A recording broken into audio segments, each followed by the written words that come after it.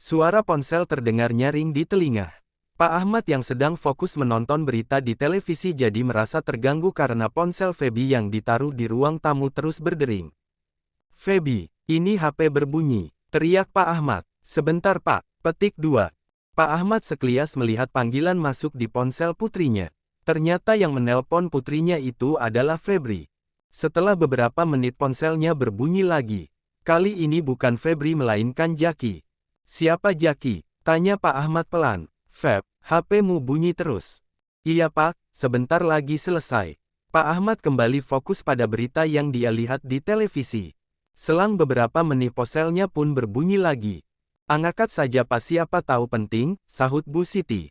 "Biarkan saja Bu, memang siapa Pak yang telpon?" tanya Andri penasaran. "Fans adikmu hehehe." Feby pun berlari dari dapur menuju ke ruang tamu dengan tergesa-gesa. "Feby, ya halo. Febri, jadi latihan tidak?" "Feby, jadi." "Febri, aku jemput sekarang." "Feby, ya." Feby menutul teleponnya dan masuk ke kamar untuk bersiap pergi ke tempat latihan bersama Febri. Tak memakan banyak waktu Feby telah selesai mengganti pakaiannya. "Pergi dengan Febri atau Jaki Hem?" goda Pak Ahmad.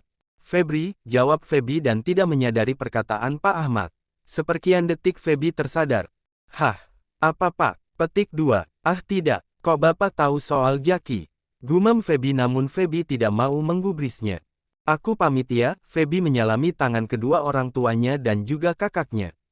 "Assalamualaikum." "Waalaikumsalam." Pak, Jaki siapa?" tanya Andri penasaran. "Ah tidak, bukan siapa kok." Andri hanya bisa tersenyum kikuk. Feby berjalan keluar rumahnya sambil menunggu Febri. "Cit, kok kamu nunggu di sini?" tanya Febri heran melihat Feby menunggunya di jalan bukan di rumahnya. "Sudah ayo jalan." Feby segera menaiki motor Febri. Dalam perjalanan Feby terus sibuk dengan ponselnya. Itu semua membuat Febri tidak nyaman. "Bay, bisa tidak jangan mainin HP?" Petik 2. "Kenapa?" Petik 2. "Bisa atau tidak?" Petik 2. Iya, aku taruh HP-nya." Dengan kesal Feby menaruh ponselnya di dalam tasnya. Terlihat dari kaca spion Feby memanyunkan bibirnya. "Kamu sibuk chatan sama siapa sih?" Petik 2. "Kepo." Petik 2. "Sekarang kamu berubah ya?" Feby segera mendekatkan wajahnya ke bahu Febri dan memajukan jarak tubuhnya agar berdekatan. "Apa katamu? Berubah?" Petik 2. "Ya, aku berubah karena kamu." Petik 2. Jawab Feby cepat namun masih menempelkan wajahnya di bahu Febri. "Kok karena aku?" Petik 2. "Ya, karena kamu pacaran sama perempuan yang tidak pengertian." Petik 2. Febri hanya terkekeh melihat sahabatnya kesal ingin sekali dia mencubit hidungnya yang kecil itu. "Aku harus jaga jarak saat kamu sedang bersama dia menyebalkan sekali." Petik 2. "Memangnya aku ini terlihat seperti pelakor apa?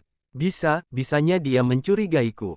Kalau bukan karena kamu mencintai dia aku pasti sudah menghabisinya." Petik 2. "Kamu tahu, kekasihmu itu memasang wajah sinis saat menatapku. Entah apa salahku pada kekasihmu itu." Petik 2. Feby terus mengomel dan Febri tetap setia mendengarkan omelan Feby. "Padahal aku belum mencintai dia Bay." Petik 2. "Padahal kita itu sahabatan kan. Laras pun tidak masalah saat aku mengobrol atau bercanda dengan Robi." Petik 2. "Ya aku akui kekasihmu itu cantik bak seorang artis dan aku ini tidak ada apa-apanya. Tapi apakah harus sesombong itu?" Petik 2. "Sudahlah, aku mencintaimu apa adanya Bay bukan karena fisik dan menampilan." Petik 2. "Apa katamu?" Petik 2. Samar Feby mendengar kata mencintai dari mulut Febri. "Maksudku aku suka denganmu yang apa adanya." Hampir saja." Ketika Febri dan Feby memasuki area parkir sepasang mata sedang menatapnya tajam. Dia tidak percaya bertemu tanpa sengaja dengan kekasihnya. Dan kekasihnya itu sedang bercanda bersama perempuan lain. "Brengsek," umpat Lisa dengan nada ditekan membuat temannya menatap ke arahnya. "Wow santai saja Lisa, ada apa ini?" Petik 2. "Lihat itu." Petik 2. Temannya itu menoleh ke arah tempat parkir. "OMG itu kan Febri." Petik 2. "Kurang ajar perempuan itu selalu menempel dengan kekasihku." Petik 2. "Memang dia siapanya Febri?" Petik 2. "Dia sahabatnya." Petik 2. Temannya hanya menutup mulut dan tidak ingin berkata apa-apa. Kedatangan Lisa ke tempat gym sungguh tidak beruntung. Niat hati ingin berolahraga dia malah mendapat pemandangan yang tidak mengenakan. Lisa mengambil ponselnya dan beberapa kali memotret Febri dan Feby yang sedang bercanda di area parkir. Mata Lisa membulat sempurna, wajahnya juga memarah karena marah. Kemudian Lisa menelpon Febri. Tut tut tut. Febri, halo. Lisa, sayang kamu lagi di mana? Febri, aku lagi di tempat latihan bela diri. Ada apa? Petik 2. Lisa, hanya sendiri. Febri, tidak, aku bersama Robby. Jawaban Febri sangat membuat Lisa marah. Sudah jelas Lisa melihat dia pergi dengan Feby, namun Febri malah berbohong. Lisa, oke sayang, aku tutup dulu ya. Febri, oke sayang. Awas kamu, lihat saja nanti aku akan memberi perhitungan denganmu, kata Lisa yang begitu kesal. Siapa Feby? Petik 2. Biasa. Feby tersenyum sinis.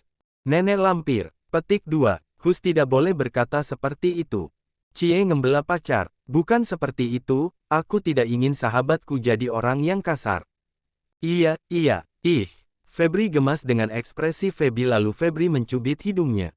Aw sakit. Petik 2. Syukur. Petik 2. Kebersamaan mereka masih dipantau oleh Lisa di balik jendela tempat gym yang menghadap sempurna ke tempat area parkir di mana Febri dan Feby berada. Air mata Lisa jatuh ke pipinya, tangannya terkepal. Sudah Lisa, jangan ditatap terus. Petik 2. Nanti kita akan buat perhitungan sama perempuan itu. Begitu kata kedua teman Lisa yang juga ikut geram dengan Feby. Ayo kita masuk, bye. Ayo. Feby dan Feby melangkah bersama masuk ke tempat latihan. Mereka berdua tidak menyadari ada sosok Yamge memperhatikan mereka berdua. Ditambah Febri berbohong dengan siapa dia bersama sekarang. Lisa tidak marah dengan Febri, namun dia sangat membenci Feby. Jadi Lisa akan membuat perhitungan dengan Feby saja. Hai kembar, sapa Kak Ali. Hai Kak, ayo mulai pemanasan dulu, ucap Kak Ali. Siap. Di tempat latihan masih saja ada perempuan yang selalu memperhatikan Febri dan tersenyum bodoh, padahal Febri tidak pernah menanggapi mereka. Feb, lihat itu. Oh, yang benar saja, keluh Febri saat para perempuan sedang memandangnya dengan sebuah senyuman. Kamu selalu dijadi pusat perhatian perempuan. Tapi kamu malah memilih nenek lampir itu. Petik 2. Aku sudah memilihmu. Kamu saja yang tidak sadar. Hah. Petik 2. Ah tidak. Petik 2. Kamu mulai bicara tidak jelas Feb. Biarin. Febri dan Feby memulai latihannya bersama yang lainnya. Mereka terlihat sangat fokus saat mempelajari gerakan bela diri.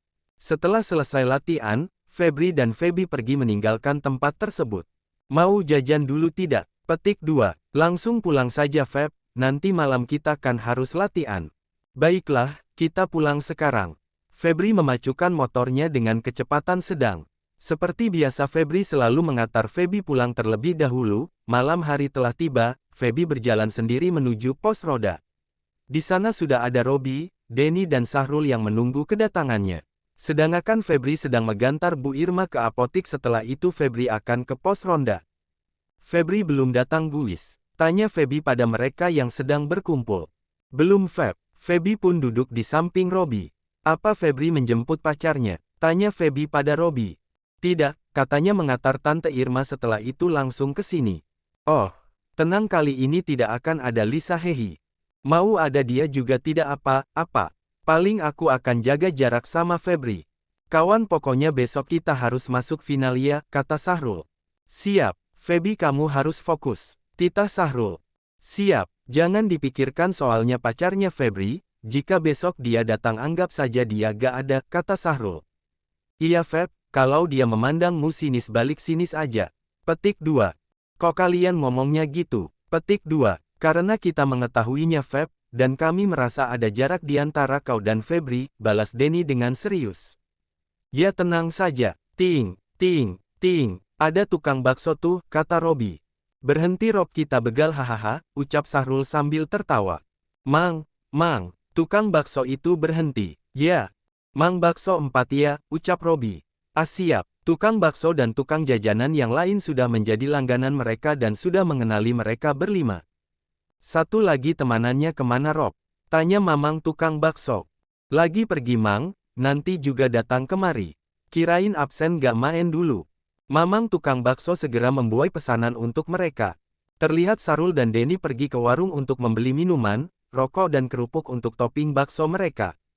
Bakso pun sudah disiapkan untuk mereka. Tanpa menunggu lama mereka segera menikmati bakso yang sudah dihidangkan. Dengan lahapnya mereka menyantap bakso itu. Bahkan ada yang minta saus dan sambal lagi agar lebih pedas. Hingga akhirnya bakso itu tandas. Alhamdulillah kenyang, ucap mereka. Kemudian mereka menaruh mangkuk bakso itu di bawah gerobak dan segera mereka membayar bakso yang sudah mereka santap. Mana si Febri belum muncul juga? Tanya Robby cemas. Mungkin dia sedang menjemput kekasihnya, balas Feby dengan nada santai. Tunggu aja nanti juga datang, Sahrul. Kita main Ludo aja dulu, ajak Denny. Oke, Denny membuka aplikasi game Ludo di ponsel miliknya. Aku yang biru, ucap Feby cepat. Aku merah, Robby. Aku kuning aja, Sahrul. Oke aku hijau, Denny. Secara bergiliran mereka mengacak dadu itu agar Ludo milik mereka keluar satu persatu. Sedang asik bermain Ludo di ponsel milik Denny. Tiba-tiba, tiba-tiba sebotol teh pucuk membasahi wajah Feby. Mereka berempat terkejut ada yang menyiram Feby dengan teh pucuk. Asteris. Umpat Feby dengan nada tinggi. Oh no, HP ku basah. Keluh Denny dengan cepat dia mengelap ponselnya itu. Yang lebih mengejutkan mereka adalah siapa orang yang melakukan hal itu. Lisa, ucap Robby dengan mata melotot. Ya, Lisa datang bersama kedua temannya. Sesuai janjinya dia akan membuat perhitungan dengan Feby karena Feby sudah berani dekat dengan kekasihnya. Namun Lisa salah memilih bertikai dengan Feby. Kelihatannya saja Feby diam tapi jika ada yang membuat masalah dengannya Feby akan membalasnya 2 kali lipat dari yang mereka lakukan. Apaan ini? Teriak Feby pada Lisa. Kamu yang apaan? Balas Lisa tidak kalah kencang dari suara Feby. Orang mulai berdatangan melihat apa yang telah terjadi. Robby sudah bersiap memegangi tangan Feby takut akan terjadi hal yang mengerikan. Maksud kamu apa? Lisa menyiramku. Petik 2. Kamu sudah berani bermesraan dengan Febri. Petik 2. Feby mengerutkan keningnya bahkan Robby, Denny dan Sahrul hanya tersenyum sinis.